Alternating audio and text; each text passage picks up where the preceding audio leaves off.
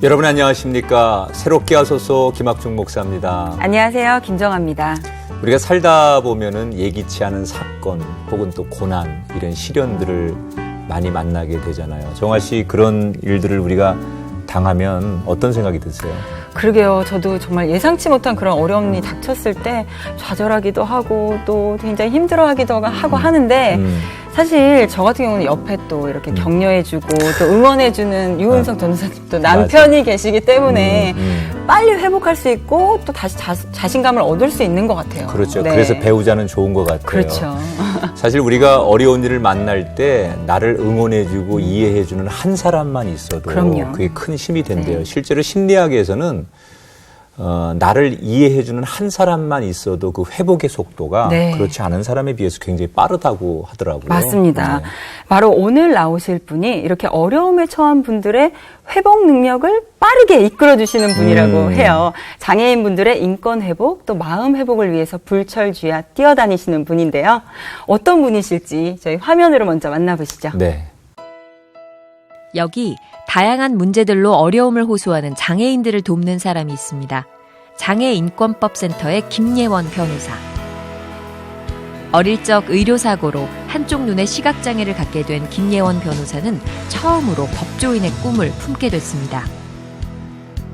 어려운 가정 형편 속에서도 아르바이트를 하며 사법시험을 준비하며 꿈을 향한 발걸음을 멈추지 않은 김예원 변호사.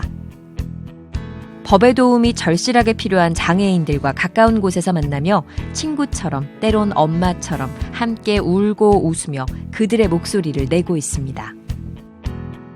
사회가 외면하는 약자를 위로해 주셨던 주님처럼 장애인들의 진정한 친구가 되는 김예원 변호사를 만나봅니다.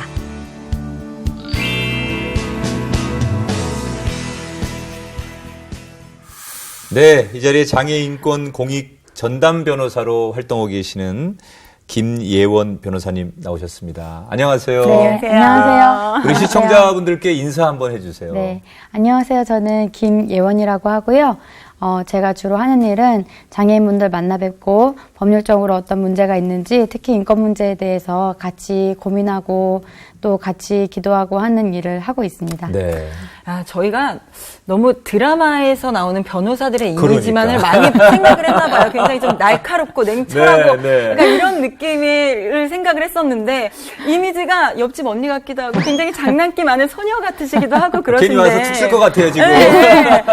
참고 있습니다. 그래서 더 의뢰인분들이 좀 친숙하게 잘 다가올 수 있지 않을까 그런 장점도 있으시죠? 네, 특히 장애인분들 많이 만나 뵙게 되니까 네. 제가 낯을 가리거나 하지는 않고요. 네. 좀 쉽게 친해질 수 있게 다가가려고 하는 편이고요. 네, 네. 그러실 것 같아요. 아니, 장애우들의 인권을 위해서 이제 활동하신다고 앞에 소개해 주셨잖아요. 네네. 조금 더 구체적으로 여러 가지 이제 인권에 관계된 것도 많을 텐데 네. 활동하시는 내용들이 어떤 것들이 있는지 좀 소개해 주시죠. 네. 저는 주로 네. 장애인이 그냥 우연히 어떤 사고가 발생했는데 그 우연히 장애인이다 이런 건 아니고 네. 그런 사건은 아니고 장애를 원인으로 장애를 이유로 해서 인권 침해가 일어나는 사건이 있어요. 네. 예를 들어서 지적 장애인인데 접근해서 그 지적 장애를 이용해서 대출 사기를 한다던가, 예, 아니면은 발달 장애가 있는 여성한테 접근해서 성매매를 시킨다던가 이런 식으로 그 장애 상태를 이용해서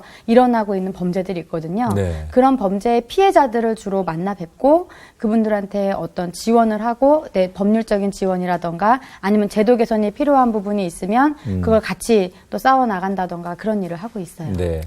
정말 많은 일들을 하고 계시고 또 최근에는 장애인권 법센터를 또 개소하셨다고 들었어요. 네.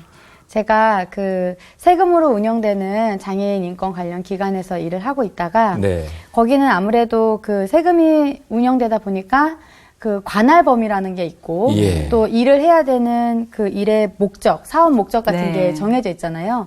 근데 실제로 제가 전화 상담을 많이 받았는데 한 1000건 정도 계속 이제 지금까지 연수원 수료하고 지금까지 그런 사건 상담을 해본 그 정도 많이 했는데 문제는 전화를 거시는 분들은 네. 자기 옹호가 어느 정도 가능하신 분들이 많아요. 그렇죠. 네. 네. 저는 어디에 좀 갈급함이 있었냐면 실제로 전화를 못 하시는 분들. 네. 특히 장애 여성, 장애 아동 부분은 어떤 네. 내가 피해가 있어도 그거를 스스로 내가 전화를 어딘가에 해서 도움을 청하겠다는 그런 의지를 가지기 쉽지 않으시고 그런 실제로 분들이 하시기 계시죠. 어렵죠. 네. 그래서 저는 오히려 전화만 바라보고 있기보다는 찾아가자. 네. 그런 곳을 먼저 찾아가보자라는 차원에서 좀 나와서 독립해서 장애인권법센터라는 것을 법률사무소이고요. 네. 그걸 운영하고 있습니다. 네.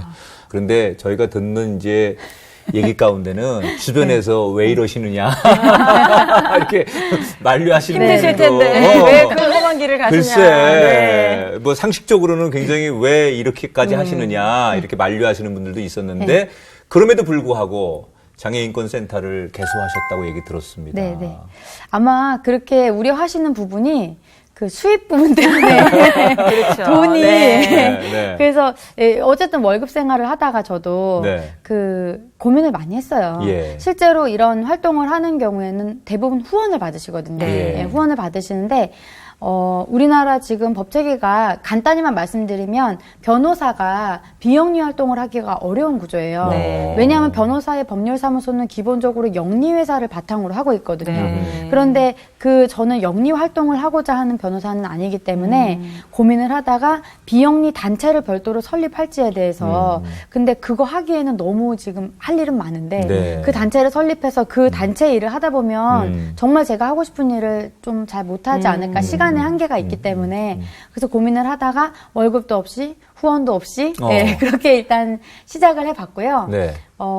차차 좀 나아지길 바라고는 있지만 네. 저는 그거에 큰 목적을 두고 개업을 한 건 아니기 때문에 저는 괜찮은데 주변에서 좀 저희 걱정을 같은 하시죠. 사람들이 아니 뭐 본인의 집을 그냥 근거로 해서 시작을 하시려고 하셨다고 얘기 들었어요. 네네. 저는 이제 사무실을 낼 경우에는 네. 뭐 직원이나 이런 거를 고용할 수 있는 여력도 전혀 안 되고 사무실도 임대료가 나가기 때문에 그렇죠. 그거를 부담하기가 어렵잖아요. 저 네. 비영리 활동을 하니까. 네. 그래서 집에 법률사무소를 우리 집 식탁에다가 열어야겠다 이렇게 생각을 했었거든요. 야. 예, 그랬는데 그 서울지방변호사회에서 그 제 소식을 듣고 그동안에 저의 활동을 좀 과대평가해 주셔서 네. 사무실을 무료로 제공을 와. 해주셨어요. 예, 야. 서초동에 있고요. 예. 그래서 거길로 이제 회의실이나 이런 걸 사용할 수 있고, 또 전화도 놓을 수 있고 할 수 있는 그런 사무실을 주셔서. 아니, 집에서 하시려고 했다는 거 보니까 집이 한 100평쯤 되시나요? 아, 네.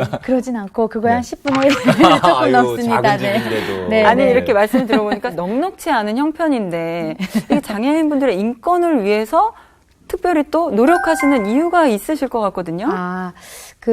저는 제가 시각장애인 당사자고요. 네. 제가 태어날 때 의료사고가 있어서. 네. 지금 그래서- 그러면 장애를 가지고 계신 건가요? 네, 한쪽 눈이 의안이에요. 아, 네, 그러시군요. 그래서 한쪽 눈으로만 어릴 때부터, 아주 네. 어릴 때부터. 저는 실제로 보는 데는 한쪽 눈이 아주 어릴 때부터 없으면 적응을 빨리 하거든요. 네. 근데 네. 예를 들어 두 눈으로 뭐 30대, 40대까지 생활하시다가 갑자기 한눈 장애인이 되시면 네. 그러면 그때 초점이나 이런 문제가 그렇겠죠. 발생해서 더 힘드신데 저 같은 경우는 아주 어릴 때부터 네. 한쪽 눈으로만 봤기 때문에 적응이 된 상태였거든요. 그래서 저는 장애인 정체성을 가지고 그렇게 살아오진 않았어요. 솔직히 네. 말씀드리면. 왜냐하면 저는 보이고 그렇죠. 공부하는데 지장 없고 예, 그래서 어떻게 보면 이 사회에서 기득권이라고 불리는 네. 그런 뭐 사법고시도 붙고 뭐 이런 식으로 네. 살아왔기 때문에 크게 제가 뭐 이 일을 꼭 해야겠다 이런 결심을 한 것은 아니고 다만 사법연수원에 있을 때 저희 신우회 활동을 하던 네. 저희 동기들이랑 네. 또 제가 인권법 학회를 같이 했었거든요. 네. 그래서 그 동기들이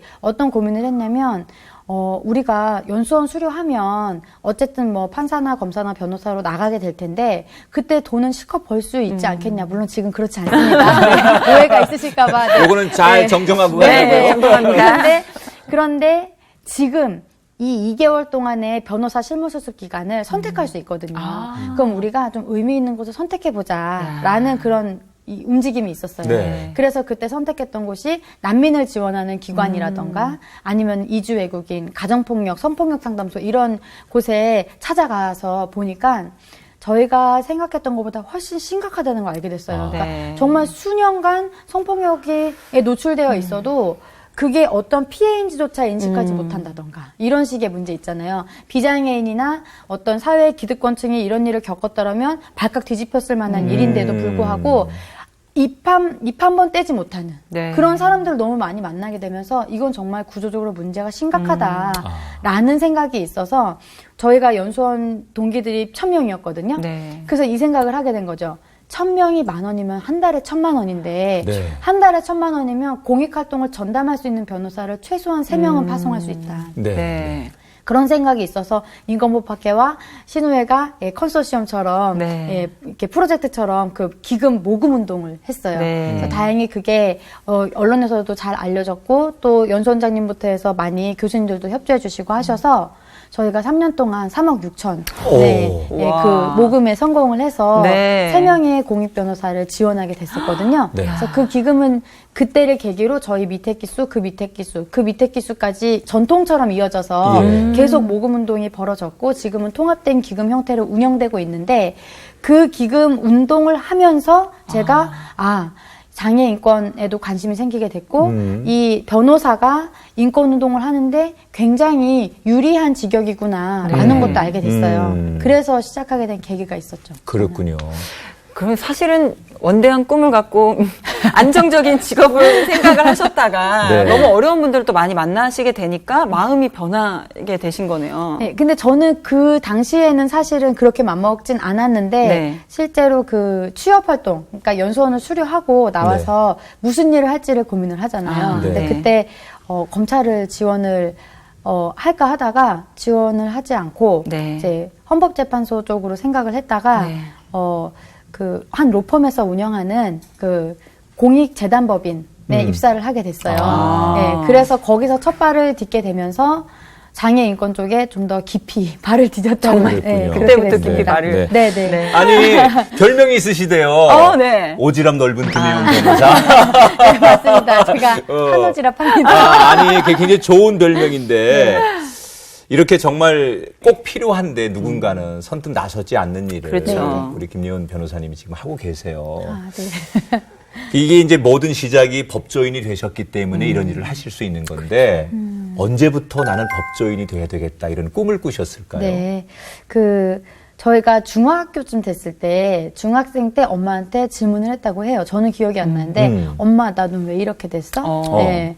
그렇게 물어봤을 때 어렸을 때부터 무수히 계속 놀림을 받았거든요. 뭐 이제 초등학교 때 애들이 막 유치하게 막 소머저 이런 놀림도 받았고 네. 인조인간이라고 네, 뭐 그런 네. 식으로 뭐 그래서 엄마가 많이 속상해하고 하셨는데 그때마다 저한테 잘 얘기를 안 해주셨어요. 예. 그래서 중학생이 됐는데 말씀을 해주시는 거예요. 의료사고가 있어서 눈 한쪽이 이렇게 됐다. 분만 과정에서. 분만 네, 과정에서. 분만 과정에서의 의료사고가 있었다라고 말씀해 주셨는데 그때 제가 법적으로 할 수 있는 게 뭘까 궁금해서 찾아봤는데 아무것도 없었어요. 이미 10년이 넘게 지나 있었기 때문에 공소시효건, 소멸시효건 하여튼 이제 시간이 지나서 다 없어져 버려가지고 이런 억울한 일을 당하는 사람들이 상당히 많이 있을 텐데 그런 거에 대해서 좀 누군가의 편이 되었으면 좋겠다?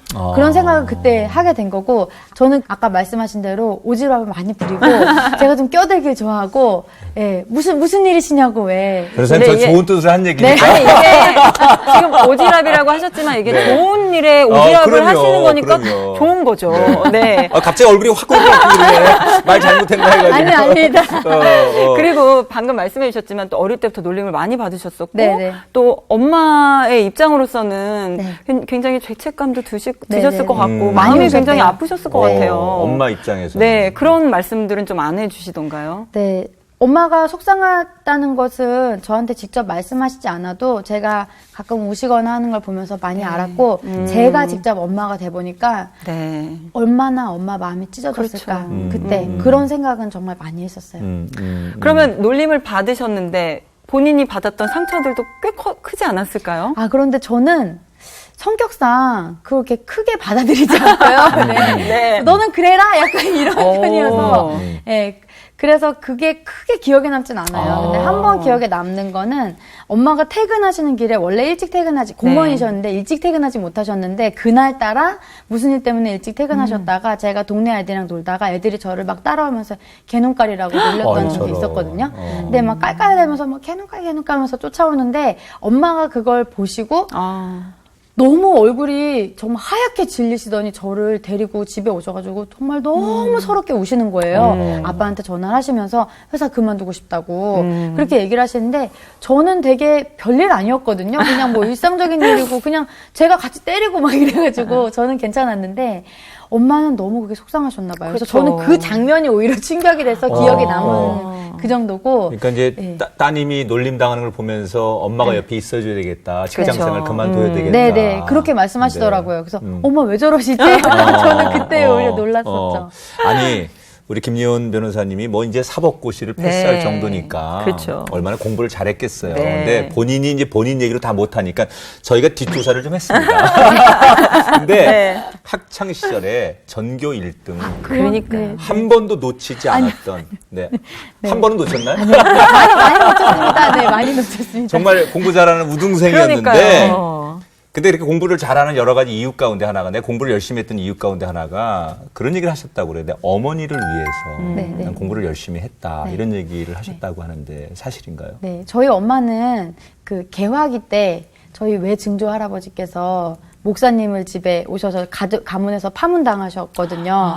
네, 그리고 제가 4대째 믿고 있어서 네. 모태신앙이고 그렇게 자랐는데 엄마가 신앙이 아니었으면 정말 그 결혼 생활 유지하기 어려울 정도로 힘든 과정이 좀 있으셨어요. 네. 왜요? 예, 저희 아빠가 효자시고 아. 또 저희 할머니가 좀 특이하시고 대부분 그런 구조죠. 드라마에서 볼 수 네, 있는 네. 그런 그렇죠. 가정이었고, 네. 그래서 사랑과 전쟁 다 이길 수 있고요. 대략 그림이 나온다. 네, 그런 상황에서 엄마가 많이 힘드셨는데 제가 맏딸이거든요. 네. 맏딸인데 어리광을 부릴 상황이 아니었어요. 너무 많이 힘들어하셔서 네. 그래서 제가 동생들이 밑에 2명이 있는데 동생들 챙기면서 모범도 돼야 되고 또 공부도 열심히 해서 엄마한테 뿌듯한 딸도 되고 싶고 뭔가 그런 마음이 있었나 봐요. 네. 그래서 열심히 공부를 하려고 아니, 했어요. 사실 어릴 때 이렇게 집안이 또 시끄럽고 이러다 보면 원망도 있을 수 있고 투정도 부리고 싶고 그럴 그렇죠. 텐데 너무 빨리 철이 든 딸인 것 같은 느낌이 만약에 제가 그런 딸이 있다면 더 마음이 아플 것 같은 약간 그런 딸이신 어떻게 것 보면 같아요. 뭐 불쌍한 우리 엄마를 위해서 나라도 잘해야 돼. 그러니까 그런 효녀의 정말 마음이 있었던 거예요. 공부로 효도를 또 이렇게 열심히 또 해주시고 이렇게 또 말씀을 듣다 보면 성심도 이렇게 착하고 공부도 잘하고 그러다 보니 정말 원하는 거는 척척척 다 이루셨을 것 같아요. 왠지 대학교도 한 번에 착 붙으셨을 것 같고 한 번에 착착착 가셨을 것 같은데 어떠셨나요? 사법고시도. 네, 오해가 있으신데요. 오해가 깊으신 것 같아요. 제가 장난기가 많고요. 네. 네, 원래부터 이렇게 말가닥이었어요. 네. 애들도 많이 때리고 다니고 공부만 열심히 했고요. 네, 나머지 부분은 엄마 속썩인 부분도 많이 있었을 거예요. 네, 그리고 대학에 시험을 봤는데 저는 법대를 가려고 중학교 때부터 생각을 했기 때문에 법대를 가려다 보니까 사립대는 또 너무 비싸서 집안 네. 형편이 어려워서 국립대나 공립대를 가야 되는데 네. 서울에 있는 국립대 법대를 갈 수 있는 성적은 아니었고요. 네, 사립대 좀 이렇게 하향 네. 조정해서 그렇게 갈 수 있는 정도였는데도 그때 하필이면 그 빚보증이 이렇게 네. 집에 오는 바람에 네. 예, 엄마 갑자기 퇴직하시고 예, 그 경제적인 문제가 갑자기 좀 어려워졌어요. 그래서 기약 없는 재수 생활에 들어가야 할까 예, 고민 아니면 대학 진학 자체를 포기해야 될까라는 고민을 하다가 집 근처에 있는 대학교에서 4년 동안 등록금 면제하고 다달이 또 이제 일부 뭐 식비나 이런 걸 지원할 수 있다고 해서 네네. 동생들도 또 챙겨야 되고 너무 어려서 네. 제가 그래서 그렇게 가게 됐고요. 그래서 멀리 가지 않고 집 근처에 있는 대학원. 네. 그렇게 가게 됐고 사법시험은 제가 빨리 하겠습니다. 엄마한테 도와달라고 네. 말씀을 드려서 신림동에 한 1년 좀 넘게 지냈었거든요. 예. 네, 근데 그 기간 동안에 최선을 다한다고 했는데 사실은 최선을 다하지 않았는지 제가 1차는 되게 빨리 붙었거든요. 두 달 얼마 만에. 두 달 만에. 네, 두 달 만에 합격을 해서 이 차도 금방 될 줄 알았어요. 예, 예. 그래서 자만하고 맨날 신문 보고 뭐 할 거 다 하고 이러다가 예, 똑 떨어졌습니다. 저런. 예, 근데 이 차를 두 번째 2차 시험을 똑 떨어지면 1차 시험부터 다시 봐야 되거든요. 근데 1차 시험을 보려면 영어를 또 통과해야 되고 이런 게 있어요. 네. 그러니까 정말 하늘과 땅이 붙어버리는 경험이었어요. 네. 너무 좌절이 크고. 네. 예, 그래서 지금 와서 또 다른 데 취업을 하자니 막막하고 그래서 다시 시작을 해서 좀 네. 어렵게 그 다음에 1, 2차를 붙게 됐었는데 네. 한 번에 붙고 그러진 않았습니다. 네. 근데 사실 그 사법고시 하면 지옥의 레이스라고 할 정도로 그럼요. 너무 괴롭고 고통스러운 시간이라고 하는데 그때 또 신앙적으로 또 더 성숙해진 계기가 있으셨을까요? 어려움이 있으면 네. 또 하나님을 또 더 찾게 되잖아요. 네네. 그 두 번째 사법시험 떨어지고 네. 네, 네. 다시 처음부터 시작해야 될 때 책부터 네. 다 다시 네. 사야 되는 이런 어. 상황일 때 네. 정말 삶의 의지가 없어졌어요. 그쵸. 네, 삶의 의지가 없어지고 정말 이렇게 힘든 하나님 저한테 왜 이러시나요? 그렇게 막 원망도 하고 했었는데 그 가운데 하나님 말씀을 주신 부분이 하나가 있었어요. 그 잠언에 보면 모든 지킬 만한 것 중에 더욱 내 마음을 지켜라. 생명의 근원이 이에서 남이니라라는 말씀이 있거든요. 네. 근데 저는 그 생명의 근원이 마음에 있다는 말씀이 정말 그 전까지 그렇게 수십 번 읽었던 그 말씀이 그렇게 깊게 와닿을 줄은 몰랐어요. 제가 나약한 마음 먹고 저 그만 살고 싶어요라고 하나님한테 땡깡 부릴 때 왜 하나님이 저한테 이 말씀 주셨을까? 예, 그래서 정신을 차리고 네, 신앙생활 더 열심히 하면서 그랬군요. 공부해야겠다. 그렇게 네. 결심하게 된 네. 계기가 됐습니다. 야. 아무튼 그 어려운 순간순간마다 그래도 우리 김 변호사님은 이제 비빌 때가 하나님이었기 때문에 하나님 앞에 네. 투정도 하고 네. 또 때로는 원망이라고 표현하지만 딸이 아빠한테 그쵸. 할 수 있는 네. 얘기였겠죠. 그러나 그때마다 하나님께서 깨닫게도 하시고 또 힘도 주시고 위로도 주셔서 잘 이렇게 사법고시를 패스하고 이제 어찌 보면 어릴 때부터 그 엄마를 위해서 내가 이렇게 살아야겠다는 꿈도 이뤘고 또 어렵게 그 대학 다닐 때 안 해본 아르바이트가 없대요. 네. 뭐 고깃집에서부터 뭐 별 흔히 하던 그런 아르바이트를 다 하면서 대학 생활도 하셨다는데 그랬으면 이제 좀 고생 끝 돈도 좀 벌어서 정말, 네. 엄마도 행복하게 해주고 네. 또 나도 이제 좀 보란 듯이 살아야지 뭐 이런 생각을 다 누구나 당연히 갖게 그렇죠. 되잖아요. 네. 그런데 공익 변호사로 네. 무려 이 그 법률 지금 지원을 하고 계신단 말이에요. 아니 정말로 이 돈에 대한 욕심이 전혀 없으신 거예요? 아, 네. 돈 뭐 있으면 좋죠. 너무 네. 좋고. 네. 네. 그런 건 알고 있지만, 네. 그러니까 정말 왜 돈을 벌어야 될까? 네. 왜 많이 벌어야 될까에 대해서 한번 진지하게 고민을 해보면, 저는 그렇게 생각을 해요. 돈이 많아지면 이제 내 물건이 많아지고 내 소유가 많아지잖아요. 그럼 내가 지켜야 될 게 많아지잖아요. 그럼 자유하지 않을 것 같아요.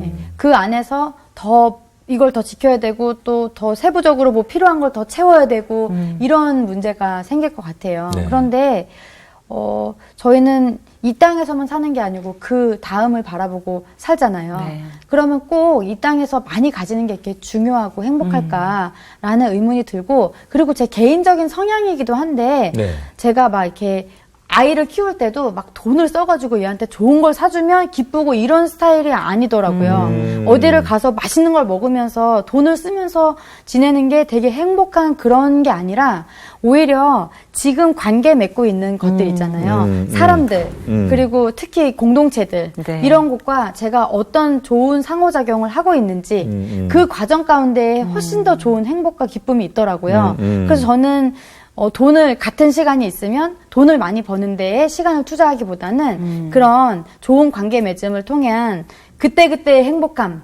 이런 네. 걸 누리기 위해서 제가 이렇게 선택을 한 거라서 지극히 이기적인 선택입니다. 아니 근데 저는. 변호사님 네. 그 지금 아기가 있죠? 네, 네. 몇 개월이죠? 5살, 2살 그렇습니다. 그렇죠. 그런데 우리 변호사님이 아기 엄마인데 네. 그 아기들을 위해서는 네. 젖병도 좀 좋은 거 쓰고 네. 또 좋은 분유도 먹이고 네, 기저귀도 좀 제대로 해주고 싶은데 네, 네. 기저귀도 제일 싼 거 쓰신다고 제가 얘기 들었고 젖병도 얻어서 쓰시고. 얻어서 남들이 네. 쓰던 거 얻어다가 그렇게 네. 안 사셔도 되시는 분인데 그러게요. 그런 삶을 사는 네. 거에 대해서는 네. 조금 네. 저희가 볼 때 그렇게까지 하실 필요가 있을까 이런 좀 마음의 아픔이 좀 있어요. 네. 그런 부분에 대해서는 네. 혹시 아이들에게까지 내가 이렇게 해야 되나라는 생각을 안 해보셨어요? 일단은 요새 기술이 발전해서 대체로 물건이 다 좋고요. 네. 얻어서 쓰는 거나 사 쓰는 거나 다 물건이 좋고 상태가 좋습니다. 베개가 네. 되네. 베개가 돼. 정말 얘기를 듣다 보니까 이게 마음에서 나오는 게 중요한 거구나라는 걸 더 깨닫게 되고 네. 정말 목사님 말씀처럼 회개가 되네요. 우리가 작아집니다. 그죠? 네. 무슨 말씀이요? 근데 이게 참 네. 이렇게 좋은 일들, 바른 일들을 하시는 분들 보면 네. 사실은 정말 가정이 있으시고 자녀분들이 있으시잖아요. 그분들의 동의와 또 격려가 없으면 할 수가 없어요. 그런 그럼요. 일들을. 그래서 저는 그런 분들을 보면서 이건 혼자 하는 게 아니고 가족이 다 함께 일을 하는 거라고 저는 생각을 하거든요. 네, 네. 그러다 보니 또 남편분도 계시고 자제분들도 계신데 혹시나 이런 일들을 하는 거에 있어서 남편분의 불만은 없으실까 궁금해요. 네. 남편분이 도대체 어떤 분입니까? 저희 남편은 지금 공무원으로 있고요. 네. 네. 그- 정확하게 얘기해 주십시오. 네, 공무원까지만 말씀드리겠습니다. 네. 공무원으로 있는데 네. 아무래도 본인이 수입이 좀 일정하다 보니까 네. 저는 그런 것보다는 좀 가치를 중심해서 일할 수 있는 거를 고민하고 있는데 좀 자유함이 있고요. 네. 그리고 제가 실제로 이 부분에 대해서 몇 개월 동안 계속 집에서 이야기를 나눠봤거든요. 예. 그런데 정말 어렵게 얘기를 꺼냈을 때 네. 제가 장애인권법센터를 개소하면 일은 정말 많고 수입은 전혀 없을 수 있다. 그 부분에 대해서 어떻게 생각하는지를 물어봤는데 저희 남편이 했던 얘기는 지금도 제가 기억이 남는데 그게 하나님 나라 운동의 올바른 방향이니까 그 길을 가자라고 같이 얘기를 해줘서 네. 남편분이요? 네, 제가 진짜. 정말 큰 힘을 얻었습니다. 네. 어. 아니 지금 남편분 이야기 하시면서 눈에 네. 하트가 뿅뿅뿅뿅 나오고 있으시거든요. 네. 과연 두 분은 어떻게 만나셨을까 또 궁금해요. 네, 네. 아까 말씀드린 사법연수원 신우회. 네. 거기를 통해서 만나게 됐습니다. 그때부터 마음이 이렇게 잘 맞으셨었나 봐요. 네. 그래서 지금도 작가님의 인터뷰에 따르면 두 분이 너무 사랑을 감출 수가 없을 정도로 거기다가 3살 연하. 그러니까요. 그런데다가 내 일을 또 지지해주고 응원해주는 그래요. 남편이 있으니 또 얼마나 좋으실까 싶어요. 네, 네. 아니 뭐 이제 지금 아내가 하는 일에 대해서 굉장히 누구보다 많은 지지를 하시고 네. 그 수입의 5분의 1을 그러니까요. 그게 10분의 1도 아니고 그러니까 10의 1조도 아니고 네. 네. 지금 이렇게 네. 어려운 이웃을 그러게요. 돕는데 쓰고 계신 참 훌륭하고 멋진 분이세요. 네. 김예원 변호사님을 저희는 능력자로 인정합니다. 정말 능력자 땅땅. 네. 근데 얼마 전에 이제 우리 김 변호사님의 일상이 그 방송을 통해서 네. 한번 소개가 됐는데 네, 네. 저희가 거기 보니까 이제 2살, 5살의 엄마잖아요. 네, 그럼 네. 육아하기가 굉장히 힘들고 네. 그럼요. 어려울 텐데 네. 두 아이의 엄마니까 그럼요. 아시잖아요. 제가 또 좀 네. 첫째는 네, 좀 좀- 다르긴 네, 한데 네, 저도 네. 33개월, 9개월이다 보니 다니다 보면 이게 아이들뿐 아니라 그 짐도 어마어마하고 그래요. 네. 기저귀에 뭐에 그리고 아이들이 가만히 안 있잖아요. 네. 네. 다니고 또 챙기고 하다 보면 그럼. 너무 바쁘실 것 같은데 정신 그런데 없고 이제 예. 거기 보니까 아기띠를 하고 네. 아예 아기띠 하고서 아이와 함께 피해자를 찾아다니시는 거예요. 대중교통을 이용해서 그래서 아니 저게 체력적으로 가능하냐? 그러니까요. 그냥 혼자 다녀도 지칠 텐데. 그렇죠. 그래서 걱정이 좀 되더라고요. 사실 그래서 네. 여쭙고 싶었어요. 너무 지치시지 않을까? 네. 그렇게까지 그 피해자들을 찾아다니는데 아기띠 안고 막 그렇게 찾아다니는 변호사가 있을까? 그러니까요. 힘들지 않으셨어요? 근데 지금은 이제 둘 다 어린이집을 가기 때문에 조금 편하게 됐고요. 네. 근데 어쩔 수 없는 상황들이 있거든요. 네. 제가 모든 사건을 다 할 수는 없지만 제가 그래도 할 수 있는 부분에 있어서는 또 최선을 다해야 되는 부분이 있는데 그거를 마냥 기다리시는 분을 제가 아이가 있으니까 뭐 다른 데를 알아보셔라라고 하기에는 좀 안타까운 일들이 많이 있어서 그런 데는 직접 좀 찾아다니려고 했고요. 다만 계속 양해를 구했죠. 엄마가 미안해. 금방 끝낼게. 네. 같이 가서 엄마랑 또 쉬자. 네. 예, 이렇게 양해를 구하죠. 그러니까 좋은 오지랖이라니까요. 네. 그냥 아니, 둘 수 없는 오늘도 방송에 지금 바깥에 네. 애기를 안고 오셨다니까 네. 지금요. 그래서 지금 우리 작가들이 애기를 보고 있어요. 지금. 근데 이렇게 같이 많이 다니다 보니까 네. 아이들이 또 낯가림이 없고 또 좋은 장점들이 있을 것 같아요. 네, 좀 네. 성격이 좋아지고 네. 좀 대외 관계가 좀 좋아지고 이런 게 있는 것 같아요. 그렇게 믿으려고 노력하고 있습니다. 네, 네. 이게 정말 워킹맘이라는 게 쉽지가 않거든요. 네. 예. 그런데도 불구하고 또 장애인분들의 인권을 위해서 또 열심히 일해 나가고 계신데 혹시 일하시다가 좀 기억에 남는 사건이 있으시다면 하나만 네, 소개해 네. 주세요. 기억에 거의 모든 사건이 다 기억에 선명하게 남아 있고요. 네.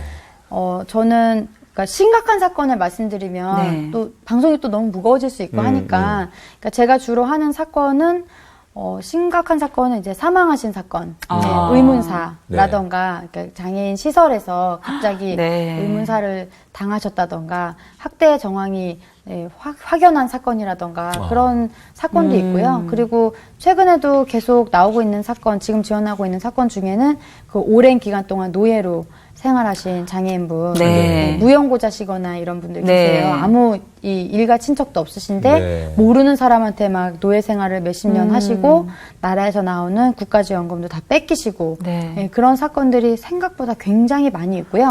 그리고 우리는 지금 장애인과 함께 지역사회에서 생활하고 있잖아요. 그런데 지역사회 안에서 아직 인식이 부족하기 때문에 그 암암리에 발생하는 인권 침해와 차별들이 굉장히 많이 있어요. 뭐 일례를 들면 사소한 거라도 노래방에 휠체어 장애인이 들어가고 싶은데 다른 손님도 불쾌해하니까 들어오지 말라고 한다던가. 예. 그리고 또 고용 현장에서도 장애인이라고 해서 금방 해고해서 되게 불안정하고 또 그 안에서 그 고용상의 불이익을 당해도 네. 말할 수 있는 그런 시스템이 갖춰져 있지 않고 예. 또 정당한 편의가 제공돼야 될 부분이 있는데 뭐 경사로가 좀 너무 이렇게 높아가지고 네. 휠체어가 못 올라가게 된다던가 장애인용 주차 구역이나 화장실이 엉망으로 돼 있어서 실제로는 시설상 이용할 수 없게 돼 있다던가 너무 사건이 많이 있어요. 네. 그래서 저는 기억에 남는 사건보다는 그 속에 어떤 뜻이 있을까? 이 일이 어떤 이유로 나한테 왔을까라는 부분을 자꾸 고민하려고 하고 있어요. 네. 근데 많은 사건들을 접하시면서 정말 또 참 이거 보람된다. 네. 아, 정말 이게 힘들고 과정은 굉장히 복잡했지만 나한테 참 내가 잘했다. 이렇게 보람된 순간도 많으실 텐데 네. 그 많은 사건 중에 보람된 거니까 네. 한 가지 예를 들어주신다면. 그 예전에 어떤 여성분이 되게 좀 끔찍한 피해를 당하신 분이 계셨어요. 네. 예, 그 성폭력에 노출됐었었고 네. 또 그 일로 인해서 유산이라던가 예, 또 이런 안 좋은 일들이 연달아 발생을 했어서 네. 그분이 뭐 입원을 하시거나 예, 정신과적인 치료를 오래 받으셔야 되거나 이런 상황도 있었거든요. 네. 그런데 계속 이제 연락을 하고 만나고 하면서 점점 그분이 밝아지시고 또 지금은 그때의 피해 상태를 벗어나서 좀 그 피해라고 하지 않고 여긴 생존이라고 하거든요. 성폭력 생존자라는 표현을 쓰는데 저는 그 과정을 거쳐서 본인이 주체성을 찾으시고 생존하셨을 때 그 모습을 보면 눈빛이 반짝반짝하고 이제 내일을 꿈꾸는 모습이 보이거든요. 네. 그 과정에서 그러면 그 안에서 어떤 역사가 일어났는지 저는 구체적으로 알 수 없지만 정말 감사하죠. 그런 거 보실 때마다 네. 내가 하는 일에 대한 보람도 많이 느끼시는데 네, 그렇습니다. 4월 20일이 장애인의 날이잖아요. 네. 우리 세상이 이제 장애인과 비장애인들이 이렇게 함께 더불어 살아가는 세상인데 네. 말씀한 대로 우리가 알게 모르게 굉장히 많은 차별이 있고 벽이 있고 네. 많은 난관들이 있습니다. 그래서 오늘 방송을 통해서 우리 시청자분들에게 또 많은 국민들에게 우리가 꿈꾸는 하나님이 원하시는 그런 장애인과 비장애인이 경계가 허물어지는 세상을 위해서 네. 우리들이 뭘 어떻게 했으면 좋겠다라고 하는 부분에 대해서 네. 당부의 한번, 말씀 정도. 설명해 네. 주셔도 좋을 것 같습니다. 저는 그냥 인권이 어려운 게 아닌 것 같아요. 내가 저 사람 입장에서 돼보는 거. 그거에서 사실 시작이거든요. 그게 조금만 삐뚤어지면 지금은 각도가 요만큼 틀어져도 시간이 지나면 지날수록 점점 이렇게 벌어지거든요. 그렇죠. 제가 그걸 보게 되는 게 맨 처음에는 좋은 취지로 내가 뭐 걷어들인다? 이런 차원에서 같이 살게 됐다는 거예요. 네. 근데 시간이 지나면서 그 사람이 좀 자기보다 같은 레벨처럼 안 보인다는 거죠. 마치 내가 더 높이 있고 저 사람은 좀 아래에 있고 그럼 내가 저 사람을 도와주는 입장이고 저 사람 나의 도움을 받는 입장이고 이런 식으로 이거를 다가가기 시작하면 그 사람이 나중에는 결국에는 돈처럼 보인다는 거죠. 어허. 내 식모나 내가 필요한 용돈을 나라에서 받아주는 그런 사람으로 되고, 그런 과정을 거쳐서 그 사람이 심한 병에 걸리거나 죽는다고 해도 내 책임이 아닌 거예요. 왜냐하면 나는 이미 나 아니었으면 이 사람은 벌써 죽었거나 어디 가서 뭐 안 좋은 일 당해서 더 힘들었을 텐데 뭐 이런 식으로 생각하는 거는 바로 그 관점이 내가 저 사람 입장이 되지 않았기 때문이거든요. 네. 그래서 저희가 또 용어 같은 것도 조심해서 말을 해야 하는 게 뭐 장애자 이런 표현도 많이 쓰시잖아요. 근데 네. 그런 표현 지금 지양하고 있고 네. 그냥 장애우 이런 표현보다는 그냥 장애인이라는 장애인. 표현으로 예, 통일해서 사용하고 있고요. 그리고 또 성경에서 또 많이 쓰이는 귀머거리, 맹인, 앉은뱅이, 절름발이 이런 표현은 지금 현재는 장애인을 비하하는 용어라고 해서 사용이 금지되어 있거나 제한되어 있어요. 그런데 그런 부분을 조금 평상시에 아셨으면 예, 용어나 이런 데도 조금 조심해서 장애인이라고 표현하는 게 더 장애인이라고 상대에게- 표현하시면 좋습니다. 아, 그렇군요. 네, 네. 네. 참 하시는 일도 많으시고 지금 또 벌려놓으신 일들도 굉장히 많으신데 앞으로 또 얼마나 열심히 많은 이들을 위해서 헌신하고 봉사하실지 기대가 되는데요. 앞으로의 계획과 기도 제목 말씀해 주시면 저희 함께 기도하겠습니다. 아, 네. 저는 그런 질문을 가끔 받거든요. 뭐 나중에 정치할 거려고 하냐. 거기까지 네, 생각하는 네. 분이 있군요. 그렇게 왜 그러냐고 말씀을 하시는데 속 시원하게 다시 질문할게요. 혹시 네. 정치하실 생각 있으세요? 전혀 없습니다. 네. 네. 제가 그 꿈이 있다면 뭐 큰 어떤 뭔가 훌륭한 사람이 돼서 뭐 이른바 고지론적인 그런 얘기라고 하잖아요. 저는 그런 거는 좀 회의적으로 보고 있어요. 네.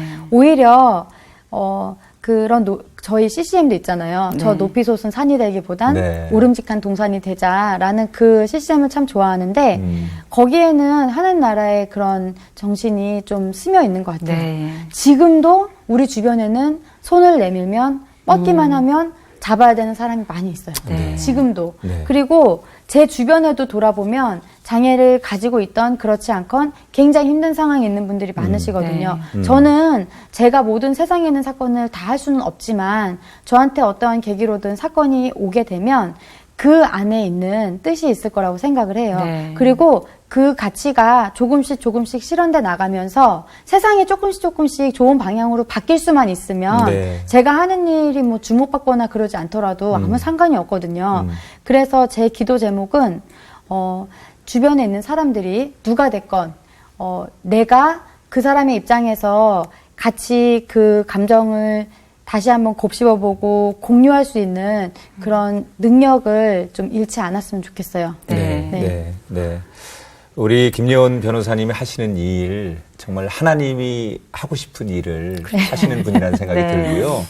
그리고 보니까 정말 적격자다. 네. 저 같은 사람한테 일을 시켰으면 이렇게 못했을 것 같은데 저도 그렇습니다. 저렇게 또박또박 네. 야무지게 일도 저 잘하실 작은 것 눈을 같아요. 가지고 네. 크게 뜨고서 저를 쳐다보시니까 제가 이렇게 딱 두 손 들 수밖에 없는. 네. 근데 너무 그 자리가 잘 어울리시고요. 네. 그리고 참 아름다우시다. 그런 생각이 들었습니다.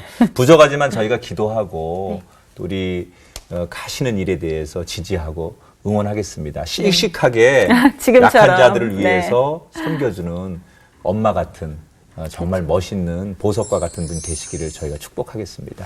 네, 감사합니다. 오늘 함께 해주셔서 감사합니다. 고맙습니다. 네. 고맙습니다. 감사합니다. 사회적 차별과 무관심 속에서 기댈 곳 없는 장애인 분들에게 직접 찾아가서 그들을 위로하고 또 한 줄기 빛이 되어서 그들을 대변하는 우리 김 변호사님. 네.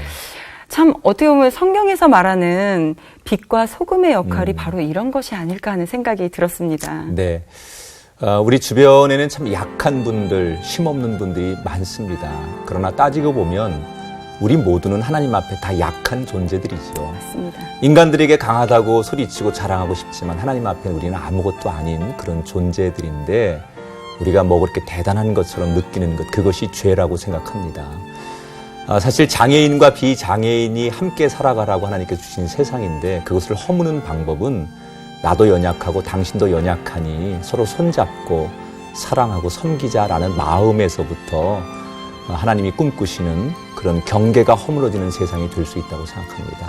다시 한번 나는 부족한 사람입니다. 그런 마음으로 하루를 열고 일주일을 살아갈 수 있는 우리가 되었으면 좋겠습니다.